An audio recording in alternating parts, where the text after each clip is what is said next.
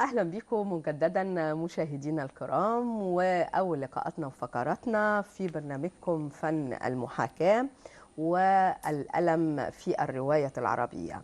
هكذا كتاب روائي للناقد الأدبي الدكتور عزوز إسماعيل. أهلا بك يا دكتور اهلا عزوز، وسهلا بحضرتك وشكرا جزيلا على وبحييك الدعوه على الكريمه. هذا الكتاب.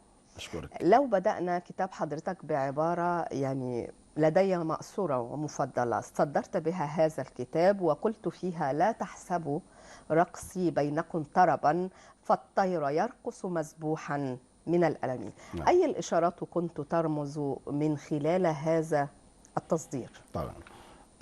في البدء لابد وان اشكر حضرتك والساده المشاهدين والساده المعدين وكل من هو خلف الكاميرات، واشرف بان اكون في برنامج فن المحاكاه.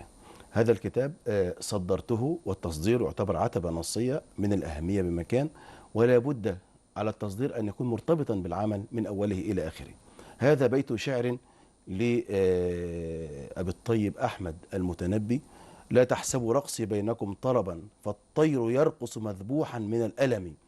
قد نرى أناسا على وجوههم البسمة وعلى وجوههم الضحكة، ولكن يعتصرون ألما بداخلهم. هذا ما يقصده أبو الطيب أحمد المتنبي في هذا البيت، وهو ما أشرت إليه بداخل العمل من خلال نقدي ل100 رواية بداخل كتاب الألم في الرواية العربية. نعم. هذا عن التصدير، والتصدير اللي هو أيقونة ثقافية كما قال جيرار جينيت وكما قال علماؤنا ونقادنا الكبار: إذا كان هناك تصدير للكتاب فلا بد أن يكون مرتبطا ارتباطا كليا بالعمل من أوله إلى آخره. نعم. لو بدأنا هكذا بالدوافع اللي دفعتك لكتابة هذا الكتاب تحديدا تمام. يمكن قبل الدوافع، وده شيء مرتبط بالدوافع، الإهداء الذي صدرت به هذا الكتاب. الإهداء قلت فيه: إلى أولئك الذين تألموا ولم يجدوا من يحنو عليهم، وإلى الشعوب المقهورة التي ما زالت تبحث عن أوطانها. الألم الذي يعتصر قلوب الناس. هناك دوافع لهذا العمل كثيرة، هي الدوافع التي جعلتني أخط هذا الكتاب، ولكن كانت البداية بمقالة كتبتها ونشرت في جريدة الحوار الجزائرية في عام 2015. قد تكون هذه المقالة هي السبب الذي كتبت هذا الكتاب من أجله. المقالة كانت عنوانها أثر الألم في حياة عميد الأدب العربي الدكتور طه حسين. نشرت في عام 2015 في جريدة الحوار الجزائرية. ومن هنا وبعد أن جاءني يعني اتصالات عديدة من أصدقاء كانوا معجبين بهذه المقالة، فقلت: ما الذي يمنع أن أخط كتابا حول الألم في الرواية العربية؟ وكثيرة هي الآلام، ولا بد أن نفرق بين السيرة الذاتية والسيرة الغيرية. السيرة الذاتية أو أدب الاعتراف الذي يكتبه الكتاب، مثل ما فعل الدكتور طه حسين في الأيام وغيره من الكتاب الكبار الذين سطرت لهم نقدا يعني مؤلما في هذا العمل الذي آلمني أكثر مما آلم الآخرين. عملت في هذا الكتاب في أكثر من 100 رواية تقريبا حول الألم. هناك كتاب كتبوا سيرهم الذاتية، وهناك كتاب كتبوا سير غيرية لأناس تألموا فكتبوا فعبروا عنهم، مثل ما فعل طه حسين. كان كتب الأيام وفي جعبته وفي بداخله آلام كثيرة مما رآه. وكانت العبارة، العنوان ده احنا بنسميه أيقونة. العنوان عرفت العنوان في المعجم بتاعي، المعجم المفسر لعتبات النصوص. قلت فيه إن العنوان هو كتلة اقتصادية مطبوعة على غلاف كتاب أو بداية مقال أو ما شابه ذلك، وكلما كان العنوان قليل الكلمات كلما كان قوي الدلالة. انظري إلى كلمة الأيام، كلمة الحرام يوسف إدريس، السكرية نجيب محفوظ. أعمال كثيرة لأدباء كبار. صار لأحد الكتاب هتذكر اسمه، للعقاد، لعباس محمود العقاد، كلمة واحدة. كلما كان العنوان قليل الكلمات كلما كان قوي الدلالة. خير فيه مرة الكلام. الأيام كلمة واحدة، ولكن جمعت هذه الكلمة بين طياتها الكثير مما آلم عميد الأدب العربي الدكتور طه حسين. وكما تعلمين أنه كان كفيف البصر، ذاق من الآلام الكثير والكثير عبر رحلة حياتي، وكان الألم سببا مباشرا لحثه على طلب العلم وطلب العلا، وقد نال ما أراد. مدام وصلنا لعميد الأدب العربي الدكتور طه حسين، هخليني أدخل في دهاليز الكتاب وأخصه بالذكر تحديدا حول الفصل الأول. كان الكتاب وما زال يضم بين جنباته 6 فصول متضمنا عددا من الآلام أو العذابات التي آلمت بعدد من الكتاب المصريين والعرب، ودونوها هكذا من خلال أعمال أدبية. لو بدأنا زي ما ذكرت الفصل الأول ويحمل عنوان ألم الجسد أو وجسد الألم، فيه رصد الألم الجسدي اللي تعرض له عددا من الكتاب الرجال، منهم قاهر الظلام وعميد الأدب العربي زي ما تفضلت حضرتك وأشرت طه حسين، كما دون في روايته الشهيرة الأيام والتي تحولت إلى عمل تلفزيوني شهير درامي.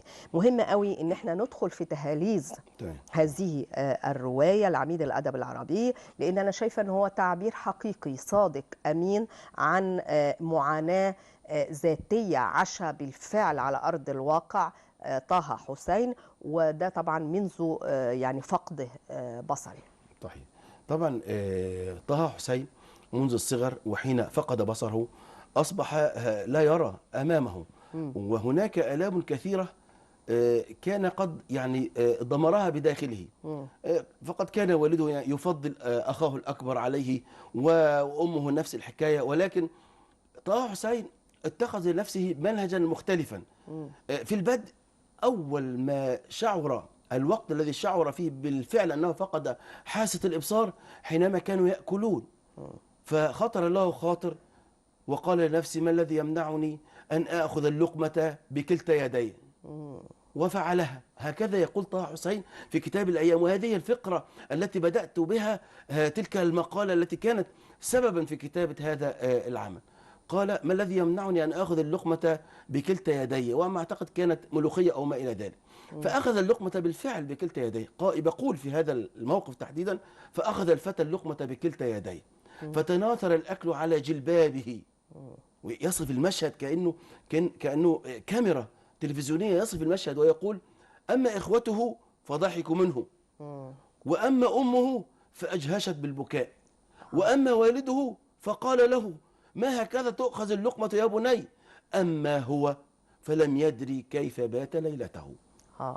انظري إلى هذا التعبير القاسي جدا على النفس حينما يرى إخوته، أو حينما يشعر بأن إخوته يضحكون عليه من أكله لأنه لا يرى هذا الأمر بالفعل. فبدأ طه حسين منذ هذه اللحظة يعود إلى نفسه ويتذكر الذين فقدوا أبصارهم قبل ذلك.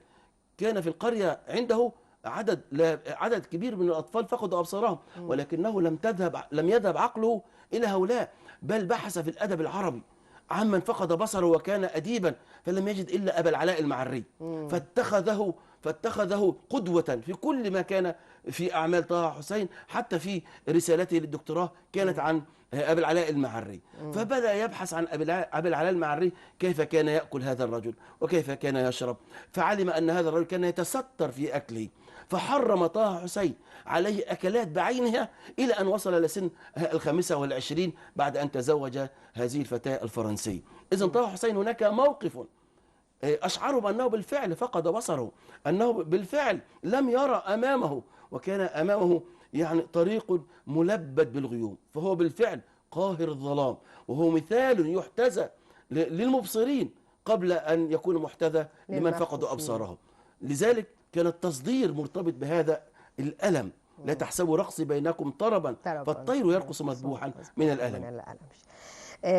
باقي الروايات لا تقل أهمية، اللي فيها تعبير أيضا أكثر شفافية عن الألم الجسدي. نتكلم عن باقي الروايات. نعم، في الفصل الأول تحديدا حضرتك بعد الدكتور طه حسين، أنا يمكن صدرت الأمر بالدكتور طه حسين. لماذا صدرت الأمر بالدكتور طه حسين؟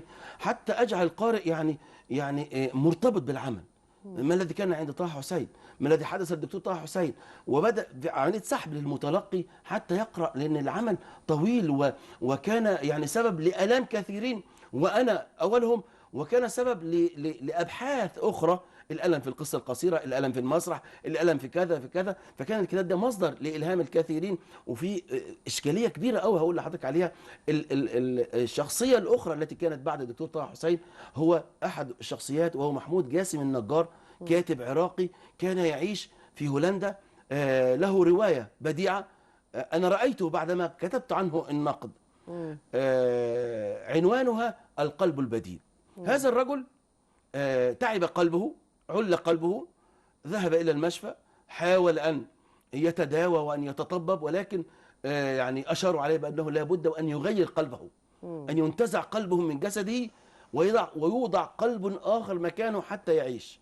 ظل على قائمة الانتظار في هولندا فترة طويلة، إلى أن جاءه خبر بأن هناك بالفعل بأن هناك قلبا سوف يوضع في صدره مكان قلبه. انظروا إلى هذه الجزئية. كان مغتربا، كان في هولندا من العراق، ترك بلده وترك أمه وإخوته ويعيش في هولندا، وسوف تجرى له عملية دقيقة جدا جدا، وهي تغيير قلبه، تغيير القلب. هناك إشكاليات عديدة. القلب إذا تغير من الإنسان، هل تظل العاطفة كما هي؟ هل يظل الحب كما هو؟ عندنا في الدين الإسلامي يقول الرسول صلى الله عليه وسلم: ألا وإن في الجسد مضغة إذا صلحت صلح الجسد كله، وإذا فسدت فسد الجسد كله، ألا وهي القلب. فما بالنا إذا تغير هذا القلب؟ هذا الرجل كان يعيش في هولندا. إذا كان القلب الذي وضع بداخل هذا الإنسان يعني قلبا لشخص لا ديني علماني، هو مسلم، هذا القلب لشخص مسيحي، أو يحدث العكس، ما الذي يحدث؟ على فكرة أنا أخذت من هذا الرجل شهادة من 4 صفحات، وضمنتها الطبعة الثانية من هذا الكتاب. ما حدث لهذا شهادة واقعية يعني. هو الذي كتبها وقال: تغير الحال بالنسبة لي رأسا على عقب. إذن وهناك جزئية مهمة جدا، العقل. أين يوجد العقل؟ هل العقل في القلب؟ قال الله تعالى: لهم قلوب لا يفقهون بها. قلوب، إذن هناك فقه في القلب. لهم قلوب يفقهون بها ولهم قلوب لا يعقلون بها، الآية الكريمة عما أتذكر. إذن في هناك مناطق للتعقل في القلب. طيب هنا ينتهي دور الأدب ويأتي دور العلماء في البحث عن القلب وما هذه المناطق التي فيها تعقل. أخذت أستاذة في طب الزقازيق هذا الكتاب وعملت بحثا مطولا حول القلب بداخل الإنسان، وبدأت في تشريح هذا القلب والبحث عن المناطق التي فيها تعقل في هذا القلب، وكيف أن العقل، هل العقل موجود في القلب أم أن العقل في الرأس؟ يعني كما قال تعالى في كتابه العزيز: لهم قلوب يعقلون بها. وأيضا في آيات أخرى يذكر فيها المولى عز وجل القلب ويربط القلب بجزئية العقل. أين العقل؟ هنا ينتهي دور الأدب ويأتي دور العلم للبحث في هذه الجزئيات وفي هذه الآيات الكريمة عن فكانت هذه الرواية مصدر إلهام الغير بعد الناقد. إذن الكتاب حرك المياه الجارية، وكان يعني بالضبط مثل الحجر الذي ألقي في مياه الراكدة. حركت الكثير من الأدباء والكتاب حتى يبحثوا عن الآلام الموجودة عند الكتاب. هناك روايات عديدة، قلت لحضرتك ما يقارب من 100 أو أكثر من 100 رواية في الطبعة الثانية من كتاب الألم في الرواية العربية. يأتي بعد ذلك بعد محمود جاسم النجار، وخاصة في الفصل الأول الأستاذ جمال الغيطاني. الأستاذ جمال الغيطاني يعني عمل عمليتين للقلب المفتوح. احدهما الاولى كان في 95 والثانيه في 2010. وكان صديقا شخصيا لي، وكنت مقربا منه وكنت اعلم ما يحدث له وزوجته الاستاذه ماجده الله يرحمها، وجزئيه كيفيه اجراء العمليه القلب المفتوح. ويصف مشاهد يعني الانسان يبكي من حينما يقرا تلك العبارات الفقرات الموجودة في روايته القلب المفتوح، وفي روايته أيام الحصر، وفي رواياته العديدة. جمال الغيطاني كان مبدعا كبيرا وترك لنا إرثا ثقافيا عظيما. ولكن نبحث في جزئية الألم عند هذا الرجل، وكيف كان الألم ده مصدر إلهام له كي يقوم بالكتابة في هذا العمل المطول. وهناك رواية ألمتني كثيرا يا دكتور عبد، ألمتني كثيرا قبل أن أبدأ في نقدها، وهي رواية لكاتب مصري للأسف الشديد الكثيرون يبتعدون أو لم يقرأوا عنه الكثير، وهو صبحي الجيار. نعم. هذا الكاتب له رواية عنوانها ربع قرن في القيود. كان قد أصيب بألم في عظامه وهو في سن مبكرة، الأمر الذي جعله يرقد على سريره 25 سنة، يا وهو الله. يتألم من هذا المرض وهذا الألم الذي ألم به، فكتب رواية بديعة.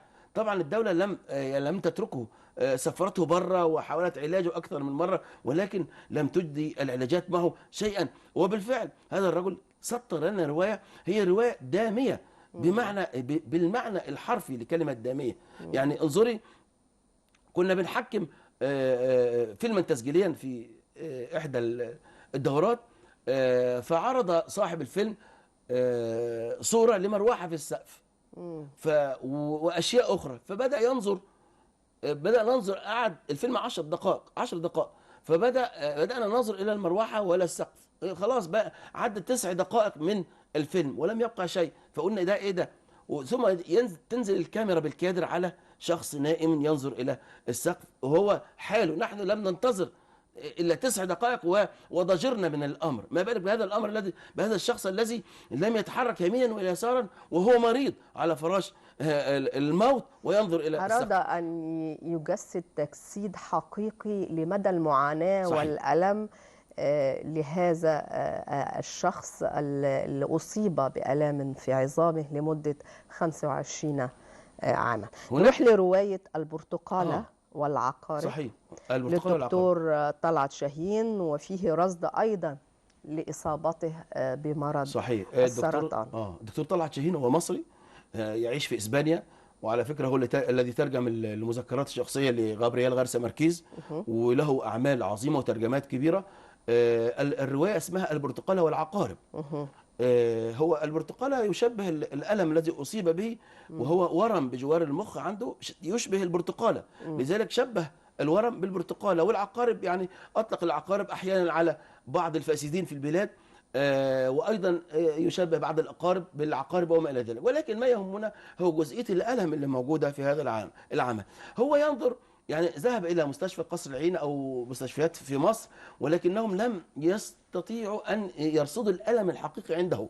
وهنا يعني يحاول أن يذكر المعاناة التي عاناها في مصر، وقال له إن هذا الألم هو بعض الأملاح المترسبة في قدميك. نعم. ظل على هذا الحال شهرين، ولكنه اضطجر بالأمر وترك مصر وعاد إلى موطنه الذي يعيش فيه وهو إسبانيا. وبالفعل دخل المشفى هناك، وقالوا له بعد فحص شامل له إن لديك ورم سرطاني بحجم البرتقالة بجوار العقل. وأجريت له بالفعل عملية استئصال لهذا الورم. وكتب هذه الرواية المؤلمة حقيقة، والتي يعني حينما تقرأي كل أسطرها تشعرين بأن هو صادق في كلامه. عشان كده بنقول هناك فرق بين البيوغرافي والأوتوبيوغرافي، السيرة الذاتية والسيرة الغيرية. أنا لما أكتب سيرة ذاتية، أنا ليا رواية اسمها طنين، هي سيرة ذاتية ليه؟ ومع إضافات بعض الخيال من أجل الرواية. وهناك من كتب سير غيرية للآخرين، يعني يمكن الفصل الأول بأكمله من أوله إلى آخره هي سير ذاتية كتبها أصحابها المبدعون الكتاب الروائيون عن معاناتهم من آلام عاشوها بالفعل. من أجل ذلك عنونت هذا الفصل بألم الجسد وجسد الألم. فضلا عما أشرت حضرتك عن رواية يوميات القلب المفتوح، فهناك روايات أخرى لذات الكاتب الأديب جمال الغيطاني، مقاربة الأبد وأيام الحصر. طبعا هو كان أحصر في أحد الدول العربية، مش قادر يخش الحمام، فكتب أيام الحصر، ويصف في هذا العمل تحديدا آلامه أنه لم يستطع أن يدخل الحمام أو ما إلى ذلك من أجل البول والآلام التي عاشها في هذه المحنة تحديدا، لأنه كان في مؤتمر خارج مصر. ويصف هذه الآلام هو الأديب هو ما هو إلا لسان حال قومي وحال نفسي. حينما يعبر الأديب عن حاله هو بالفعل يعبر عن آلام آخرين لم يستطيعوا أن يعبروا. جمال الغيطاني بالفعل لابد أن نشير إلى أن جمال الغيطاني له مشروعه الضخم في العمل الروائي الإبداعي، وكان آلامه أيضا النفسية بعيدا عن الآلام الجسدية الحضارة العربية. كان يريد أن يخرج هذه الحضارة إلى العالم بكافة الصور وبطرق مختلفة، مثل ما فعل في رواياته الأخيرة التي عنوانها بدفاتر التدوين. لذلك بنقول جمال الغيطاني صاحب مشروع.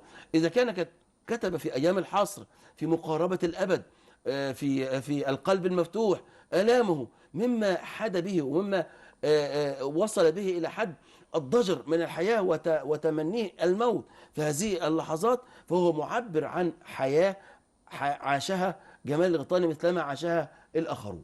رواية مقصدي البوح لا الشكوى للكاتب محمد جبريل. رواية مقصدي البوح لا الشكوى، يعني هو الرجل متعه الله بالصحة والعافية، كان له صالونه الشهير وكنا نحضر معه. هو بيقول هو أصيب بآلام كثيرة، وهو بيعيب على بعض الجهات أنها لم تقف بجواره، نعم، ولكن بطريقة مبطنة، ويتحدث عن الثورة وما حدث في الثورة وما إلى ذلك. يقول مقصدي البوح لا الشكوى، أنا مش بشكو لكم شيئا، أنا لا أشكو لكم شيئا، ولكن أنا بأبوح باللي جوايا. هو الرجل يعني تعب ولم يجد من يقف بجواره إلا زوجته. لذلك في مقصدي البوح لا الشكوى هي معبرة عن حالة عاشها الأستاذ محمد جبريل فيها، وعبر عن هذه الحالة بأسلوب السرد الذاتي الذي يتحدث فيه بتاء الفاعل وما إلى ذلك، وما حدث له من آلام عضوية وآلام جسدية أرقدته كثيرا على سرير المرض. فهو ضمن الآلام التي تعتبر آلام جسدية. الروايات التي تناولت الآلام الجسدية كانت رواية مقصد البوح لا الشكوى للأستاذ محمد جبريل. رواية بيضة العقرب للكاتب محمود عيسى طبعا موسى. هذه رواية أصيب هذا الرجل في خصيتيه وما إلى ذلك، وظل فترة طويلة نائما على السرير، فبدأ يتحدث عن المعاناة، هذه الآلام التي تحدثت فيها في هذه الجزئية عن آلام عضوية عاشها كتاب كتبوا هذه الروايات. وما ألمني أكثر الفصل الذي تلا الفصل الأول، وهو رحلة البوح عند الأنثى، الألم ورحلة البوح عند الأنثى. الفصل الثاني يعني أنا صدرته بجملة: صديق لنا مغربي أخذ هذه الجملة بمفردها وصنع عليها بحثا مطولا: حينما تبوح الأنثى بالألم فاعلم أنه خارج نطاق سيطرتها على الإطلاق. يعني لما الأنثى إذن في إطار أروقة هذا الفصل مما أشرت إليه أستاذي الدكتور عزوز، عنوان الألم ورحلة البوح في حياة الأنثى، انتقالا من الكتاب الرجال العرب إلى الكاتبات العربيات للرواية العربية، فمنهن نعمات البحيري في روايتها يوميات امرأة مشيعة، أو رضوى عاشور في روايتها أثقل من رضوى، أو سهير المصادفة في روايتها بياض ساخن وإلخ. فسوف لاحقا نقول تحديدا، لكن اجعلنا بداية دكتور عزوز تحديدا نبدأ بيوميات امرأة مشعة لنعمات البحيري في إطار هذه الرواية. صحيح. أولا نعمات البحيري يرحمها الله، نقول هذا الكلام ليس تشهيرا بها، ولكن هي التي كتبت هذه الرواية، وأرادت من خلال هذه الرواية نصح الفتيات المقبلات على الحياة: إذا ما رأينا شيئا مغيرا للطبيعة في أجسادهن عليهن مباشرة الذهاب إلى الطبيب. قلت لحضرتك في البدء أنا يعني صدرت هذا الفصل تحديدا بجملة: حين تبوح الأنثى بالألم. لما الأنثى يعني أمهاتنا في البيوت وزوجاتنا في البيوت لما يقولوا أنا تعبت، يبقى خلاص ده ما فيش بعد كده، لأن من صفات الأم ومن صفات الأنثى التحمل لأقصى درجة.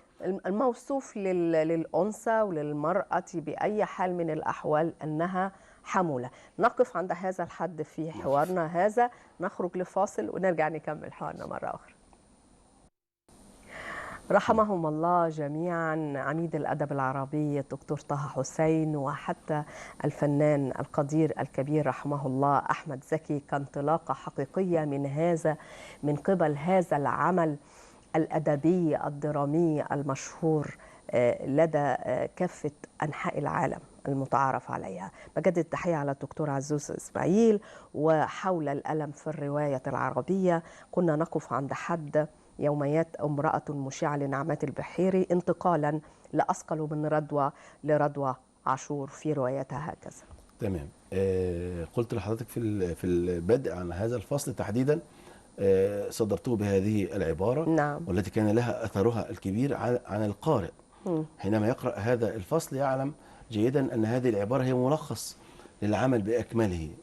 الأستاذة يعني نعمات البحيري يرحمها الله في روايتها يوميات امرأة مشعة، وظللت أبحث عن هذه الرواية كثيرا حينما كنت أخط هذا الكتاب، وأتذكر أن الذي دلني عليها صحفي الأستاذ معتز أعزه الله.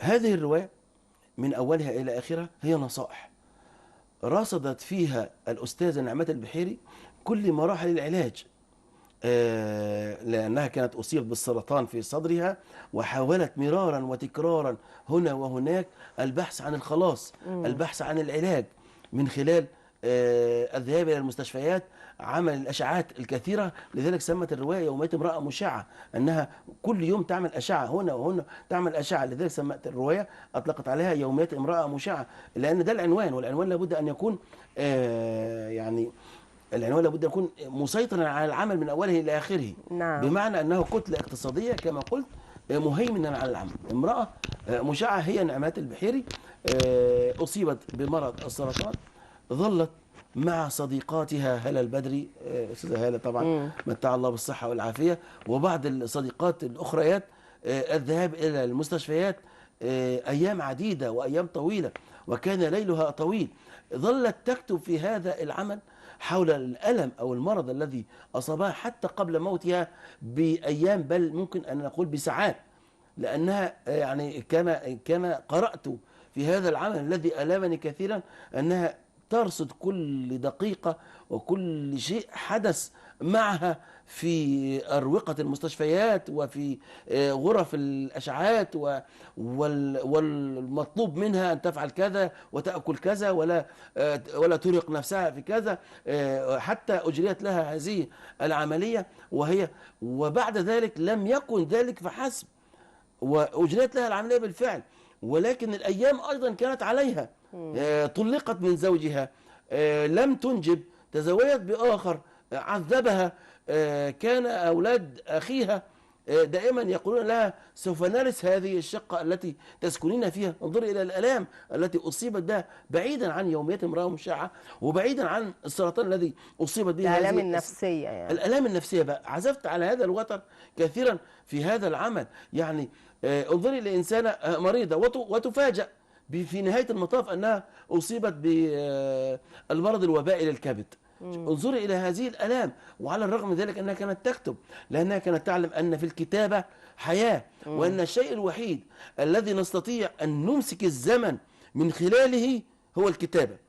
أيا كان، أنا كتبت هذا الكتاب في عام 2017، طبع في عام 2017، أي أنه سيظل لعشرات بل مئات السنين موجود. أنا مسكت الزمن في هذه الجزئية، كما فعلت نعمات البحيري في هذه الرواية البديعة من ناحية الكتابة، والمؤلمة من ناحية الفكرة، والتي أصرت على أن تخرج للنور، وقد خرجت بالفعل النور، وكأنها كما قلت في البدء وفي المنتهى، وكأنها تقول نصائح للفتيات المقبلات على الحياة، أنهن إذا رأينا شيئا مغيرا للطبيعة في أجسادهن عليهن مباشرة الذهاب إلى الطبيب وعدم السكوت عنها. حول الحديث أكثر وأكثر عن هذا الفصل، أيضا نذهب رواية عقل السيء السمعة للكاتبة السعودية الأستاذة زينب حفني. طبعا ده فيه يعني ألم، الألم النفسي وألم جسدي. الرجل خطب فتاة، وقيل له إنها لديها لوسة. على فكرة الرواية دي تحديدا يعني في موقف حدث معي حينما كنا أناقش هذا العمل في معرض القاهرة الدولي للكتاب، عام أتذكر في 2015 أو 16. حدث معي موقف لابد وأن أذكره. الرواية الرجل خطب واحد عشان يتجوزها في السعودية، وقيل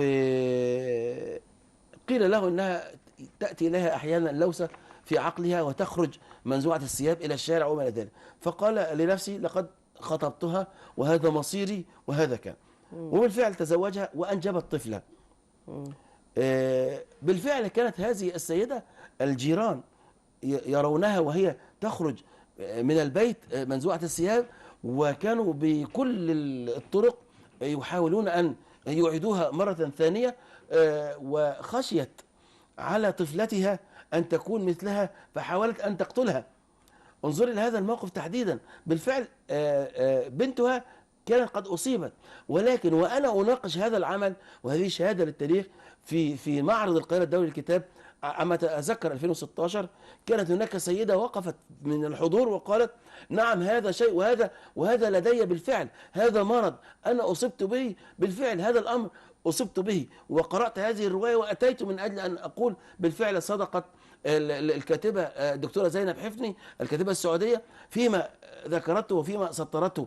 إذن الدكتورة زينب حفني في هذا العمل كتبت رواية سيرة غيرية، كتبت عن الأخريات وليس في هذا الذاتية. الألم، سواء كان ألم نفسي أو ألم جسدي. جميل. الألم الوجودي والبحث عن الخلاص في أروقة الفصل الرابع من خلال عدد من الأعمال الأدبية، أيضا أعمال رحمه الله طبعا الأديب الكبير نجيب محفوظ، الطريق أستاذن حضرتك برضه في جزئية مهمة في هذا الفصل والفصل الثاني.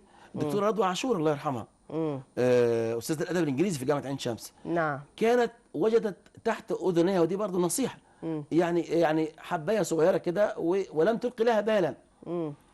ظلت كل فترة تضع يدها عليها ولم تلقي لها بالا، إلى أن تفاقم الأمر وذهبت إلى الطبيب، فتفاجأت أنه ورم سرطان.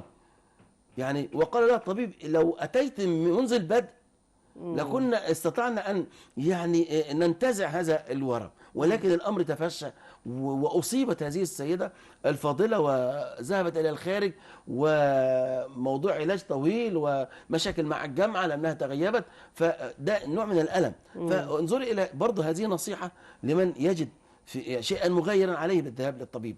وده يعني ده نوع من الألم عند الأنثى وعند الجميع في هذه الجزئية. الجميل في الأمر ليس فقط ذكر صور ومشاهد من المعاناة والآلام، ولكن هي رسائل واضحة وصريحة كنصيحة حياتية من أرض الواقع ومن قلب الواقع لجعل الآخر يستفيد منها لما هو محيط لديه. طيب نروح كما ذكرت منذ قليل الفصل الرابع وأعمال نجيب محفوظ رحمه الله، الطريق، اللص والكلاب، سمان الخريف. ويعني مهم ان احنا برضو نقرب صحيح. من معاناة الألم الوجودي. نعم، الألم الوجودي هو البحث عن الذات. يعني أنا موجود، أنا أفكر إذا أنا موجود. ما الذي يثبت أنني موجود؟ أفكر وأتحدث وأناقش. نجيب محفوظ في أعماله الروائية كان بالفعل مبدعا، يتحدث عن الآلام الوجودية، لأنه قرأ، هو خريج آداب القاهرة قسم الفلسفة عام 34. نعم. قرأ في الفلسفة الوجودية تحديدا، وأبدع في رواية عيسى، في رواية السمان والخريف التي كان بطلها عيسى الدباغ، وجزئية التحول في مصر من مرحلة الملكية إلى مرحلة الجمهورية. وبدأ هذه الرواية بحريق القاهرة، وكأنه يريد أن يقول من بين السطور إن هناك تحولا عظيما حدث في القاهرة بداية بهذا الحريق. وعيسى الدباغ ذاك الرجل السياسي صاحب الحزب طبعا. السياسي وما إلى ذلك. برضو نرى هذا الأمر في اللص والكلاب، الألم الوجودي، اللص والكلاب. وعلى فكرة هذه رواية من أرض الواقع، ويعني سعيد مهران ده بطل اللص والكلاب هو فتى حقيقي كان في اسكندريه، وكان يعني اراد ان يقول نجيب محفوظ من بين السطور: اذا كان هناك يعني لص في المجتمع يعني فان هناك كلاب ايضا في هذا المجتمع. سعيد مهران الذي، وانظر الى تحول لغه نجيب محفوظ في هذه الروايه تحديدا. يعني هناك فارق كبير بين بدايه الثلاثيه لنجيب محفوظ وبدايه اللص والكلاب. تحول اللغه هتلاقي في بدايه الروايه يقول لما خرج من السجن وجد زوجته في احضان غيره، وجد ابنته بعيده عنه، فاسودت الدنيا في وجه هذا اللص كما قال نجيب محفوظ. فقال يعني نجيب محفوظ بيصف هذا المشهد: آن للخونة ان ييأسوا، لابد وان اضرب، لابد وان اقتل. فتلاقي اللغه كانت لغه سريعه جدا، ولكن ومعظم الروايه هكذا. ولكن في وده بيدل ان نجيب محفوظ اللغه عنده كانت متغيره، وكانت متماشية مع الأحداث. نجيب محفوظ في الثلاثية بدأ بداية هادئة جدا. السيدة أمينة تستيقظ من النوم على مجيء السيد أحمد عبد الجواد وفي يدها الشعلة، وبداية هادئة جدا جدا. لكن نجيب محفوظ كل أعماله تبحث حول عبارة وهي الصراع من أجل الحرية. الصراع من أجل الحرية، كل أعمال نجيب محفوظ. حتى الروايات التاريخية، أولا نجيب محفوظ كان متأثرا تأثرا كبيرا بالكاتب الإنجليزي والتر سكوت. وأراد نجيب محفوظ أن يكتب التاريخ المصري الفرعوني العظيم مثلما كتب والتر سكوت التاريخ الإنجليزي. فكتب 3 روايات: عبث الأقدار وكفاح طيبة ورادو بيس في بداية حياته، ولكن لكنه لم يكمل هذا الاتجاه وتحول إلى مسار آخر، سواء كان في الأربعينات أو في الخمسينيات أو بعد ذلك. نجيب محفوظ له اللص والكلاب، رواية وجودية بحث عن وجود، وأيضا له رواية السمان والخريف، وله روايات أخرى في هذا المنحى. لو نظرنا إلى القاهرة الجديدة، خان الخليلي، والواقعية والبحث والكتابة أيضا الواقعية، دلالات متنوعة عن ستجد المعاناة. أن هذا الكاتب كاتب يعني متمكن. نعم. متمكن فكريا ومتمكن من أدواته الكتابية، إنه نجيب محفوظ بكل كما نعلم. تأكيد. رواية سكون للكاتب ولاء كمال. هذه الرواية تحديدا حضرتك أنا راهنت عليها كثيرا، وقلت في مقالة كبيرة قوي منشورة في الجريدة: لدينا الآن كتاب روائيون أفضل من نجيب محفوظ، كما أن لدينا الآن شعراء كبار أفضل من أحمد شوقي وحافظ إبراهيم. هذا الكلام قلته فثار علي الكثيرون. هذه الرواية تحديدا أنا قلت الحياة ولادة، ولم نقف عند أحمد شوقي وحافظ إبراهيم ونجيب محفوظ. هؤلاء رموزنا وهؤلاء على رؤوسنا من فوق، ولكن الحياة ولادة، وخاصة في مصر وفي بعض البلدان العربية. هؤلاء الكتاب يعني مثل ولاء كمال، هذا رواية في حدود 500 صفحة. سكون كلمة واحدة كما قلت في البدء: إذا كان العنوان قليل الكلمات كان قوي الدلالة. سكون يتحدث في هذه الرواية عن سلبيات المجتمع، وخاصة المجتمع المصري، وعن الفتيات، وعن ما يحدث. يعني كتبها بطريقة يعني ما هيش واضحة مباشرة للمتلقي حتى لا يسأل عما كتبه. هذا الرجل في هذه الرواية لخص حياة المجتمع المصري بطريقة أو بأخرى، حول يعني بعض القرى اللي فيها الآباء والأمهات بيحاولوا بيع أجساد بناتهن هنا أو هناك من أجل المال ومن أجل الثراء وما إلى ذلك. حاول بقصد المستطاع العزف على وتر الألم والجوع الذي يعني حيك بهؤلاء الناس الذين يعني انتهى بهم الحال إلى بيع أجساد البنات بالزواج، ولكن زواج مشروط وما إلى ذلك، وكما نرى ونسمع في الأفلام والمسلسلات. ولكن ده كان شيئا حقيقيا رصده ولاء كمال في هذا العمل الذي يعني أدعو الجميع إلى قراءته ومقارنته بما كتبه نجيب محفوظ. ننتقل للفصل الخامس الذي حمل العنوان ألم الأرض والغربة. تناولت فيه موضوع الغربة وفقد الأوطان، وتناولت أيضا من خلاله عددا بداخله من الروايات: رجال في الشمس، وما تبقى لكم للكاتب الفلسطيني غسان كنفاني. يا ريت يعني بمناسبة فلسطين وما يحدث في غزة، وندعو الشرفاء في العالم بأثره إلى الوقوف مع الضعفاء، إلى الوقوف مع هؤلاء الأطفال الذين يقتلوا يوميا. نعم. بدون ذنب لهم ولا حول ولا قوة. غسان كنفاني له رواية رجال تحت الشمس، رواية بديعة جدا. الناس هربت من أرضهم كي يذهبوا إلى الكويت ليعملوا فيها، وذهبوا في الصهريج مياه، ولكنهم يموتون في الطريق ولم يستطيعوا أن يعبروا إلى المكان الآخر هربا من الجحيم الذي وجدوه في فلسطين. له رواية بديعة اسمها ما تبقى لكم. يعني هناك حامد الابن، الأب مات قتل، وهرب حامد وأخته إلى غزة، وسبحان الله الشيء يذكر، ولكنهم لم يجدوا مأوى وحاولوا أن يهربوا إلى الأردن. ما تبقى لكم، ليس لهم شيء قد بقي لهم إلا الشرف والعزة يعني اللذين حاول بقدر المستطاع الاحتفاظ بهما. نقول عن تهجير، يتناول غسان كنفاني عن التهجير الذي حدث للفلسطينيين في نكبة 47 وما حدث لهم في علاقات الحالية وكأنه شيء بشيء يذكر. هكذا الوقت داهمنا دكتور عزوز، ولكن لابد أن أسألك هذا السؤال اللي هختم بيه: أبرز النتائج يعني والاستنتاجات التي خرجت بها من خلال هذه الدراسة الموسعة في عجالة، يعني أهم نتيجة أن الرواية هي تعبير عن الحياة. رقم واحد، الرواية هي تعبير عن الحياة منذ أرسطو وحتى الآن. الرواية، الأدب بشكل عام هو تعبير عن الحياة. الحياة بكل ما فيها بأتراحها وأفراحها، الرواية معبرة، ونحن الآن نعيش في زمن الرواية لا محال، حتى ولو تذمر مني بعض الشعراء. أكيد. كل التحية والتقدير والشكر مشاهدينا الكرام لضيفي العزيز وكتاب الألم في الرواية العربية الدكتور عزوز إسماعيل. شكرا ليك ونورتنا. مشاهدينا الكرام، هنخرج لفاصل ولسه هنرجع ولقاء آخر وفكرة أخرى وزميلي الفاضل طارق عبد الفتاح. فابقوا معنا.